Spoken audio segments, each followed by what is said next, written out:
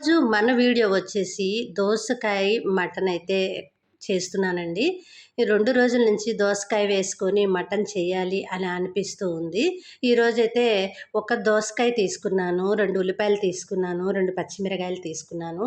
చక్కగా కట్ చేసుకొని చిన్న చిన్న పీసులు చేసుకున్నాను. తర్వాత మటన్ తీసుకున్నాను.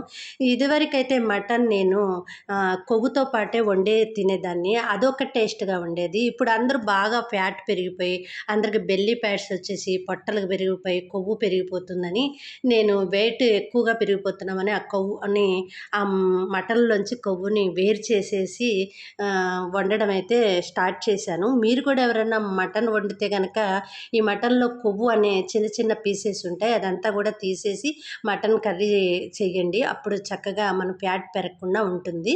మీలో ఎంతమంది మటన్ దోసకాయ వండారో నాకు ఒక చిన్న కామెంట్ చేసేయండి.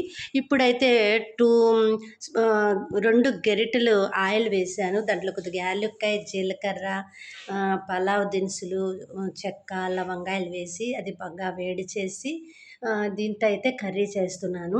నేను అసలు విషయం చెప్పడం మర్చిపోయాను. వైష్ణవి హత్య గురించయితే నేను వీడియోస్ చాలా చూశానండి. చాలా బాధపడ్డాను. ఆళ్ళు పడే బాధ చూసి అమ్మాయిని చూస్తూ ఉంటే వీడియోలో కడుపు తరుక్కుపోతూ ఉంది. మీలో మనమందరం కూడా అమ్మాయికి న్యాయం జరగాలని దేవుడిని ప్రార్థిద్దాం.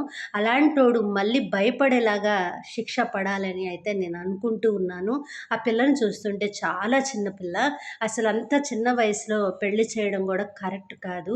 ఆ అమ్మాయికి అవగాహన లేకుండా అయిపోయింది. అయినా సరే ఆ అమ్మాయి చాలా ధైర్యవంతురాగా కనిపిస్తుంది. వాడు నమ్మించి గొంతు కోసాడు. ఇలాంటి హరిబాబులు ఎవరు ఉండకూడదు. భయపడాలి. ఆడపిల్లంటే భయపడాలి.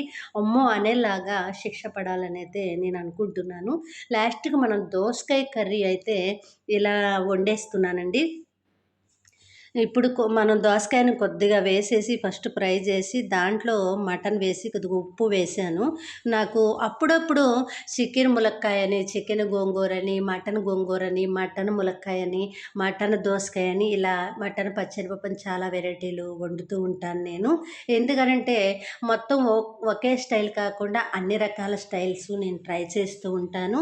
ఈరోజు ఆదివారం కాబట్టి మాకు ఆదివారం వస్తే చాలు నాన్ వెజ్ ఉండాల్సిందే. నాన్ వెజ్ లేనిదే మాత్రం ముద్ద దిగదనమాట. లాస్ట్‌కి ఒక 10, 15 విజిల్స్ వచ్చేదాకా కుక్కర్ ఉంచేసి దించేసానండి.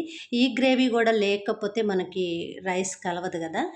ఈరోజు అందరూ బయట భోజనానికి వెళ్ళిపోయారు. నేను ఒక్కదాన్నే ఉన్నాను. నాకు ఒక్కదాని కోసమే మటన్ తీసుకొచ్చారు. Bye bye. మళ్ళీ మంచి వీడియోలో కలుసుకుందాం.